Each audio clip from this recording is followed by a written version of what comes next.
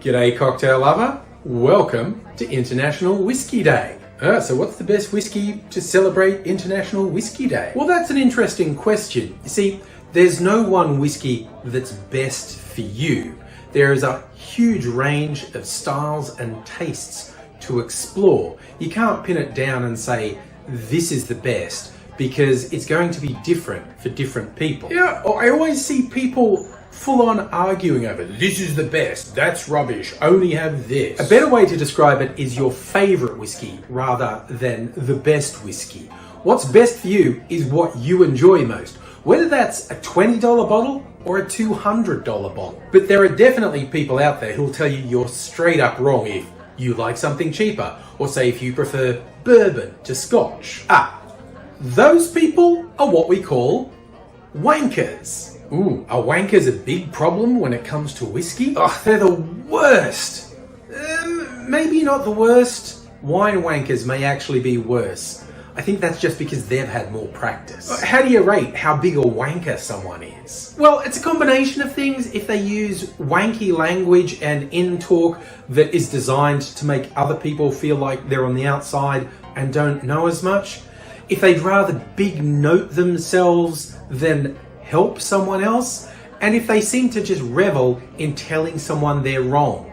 They're probably a wanker. Oh, and the ones who condescend to you saying they're just trying to educate and all they're really doing is big noting themselves. Ugh, condescending wankers are the worst. Are there wankers for all sorts of booze? Oh, definitely. I mean, like I said, I think wine wankers are probably the worst because there's a whole industry around wanky wine reviews. I mean, whiskey wankers, sometimes they can be worse because with whiskey, there can be this whole macho thing tied up in it, which is really tiresome.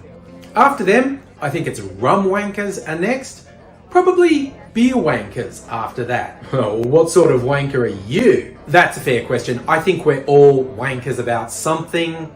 I'm probably after beer wankers. I'm an anti-vodka cocktail wanker. Sounds like International Whiskey Day might just be a big day out for whiskey wankers. Oh, quite the opposite. Venues that participate in International Whiskey Day, they're trying to democratize the enjoyment of whiskey. Bring everyone in rather than exclude people that they think don't know as much as them. Are cocktails part of International Whiskey Day? Cocktails are a great way to get people into whiskey who think maybe they're not that into whiskey. They're like a gateway into the greater world of whiskey. Any cocktails you're recommending in particular? If someone's already into boozy drinks, you can't go wrong with an old fashioned. It's beautiful in its simplicity. You can build it right in the glass, which is how I like to do it. I get a rocks glass, put a big chunk of ice in there. Over that, pour 2 ounces or 60 mils of the whiskey of your choice. Add 1 or 2 bar spoons of sugar syrup, 2 or 3 dashes of aromatic bitters, and you're done. It's great to express some orange oil over the top and use the orange peel as a garnish. And if, like me, you're always looking for an excuse to add a maraschino cherry on a skewer, you can even use that to stir it in the glass. Incidentally, I did discover a whole new type of wanker recently. Someone who obsessed that it's not a real old-fashioned if you use sugar syrup. You have to use granulated sugar. And look, you can faff about with granulated sugar and try to dissolve it in your cocktail if you want. Me, personally, I prefer to use sugar syrup. You do you, but if you're going to tie yourself in knots over whether it's granulated or sugar syrup, you're a particularly sad sort of wanker. You should just enjoy your old-fashioned.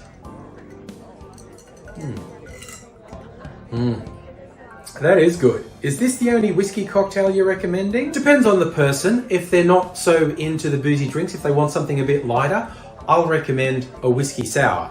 It's a slightly more complicated cocktail. You shake this one. So into the shaker, you do 2 ounces of whiskey again. Then we go 3/4 of an ounce of some fresh lemon juice and about 1/2 ounce of a sugar syrup.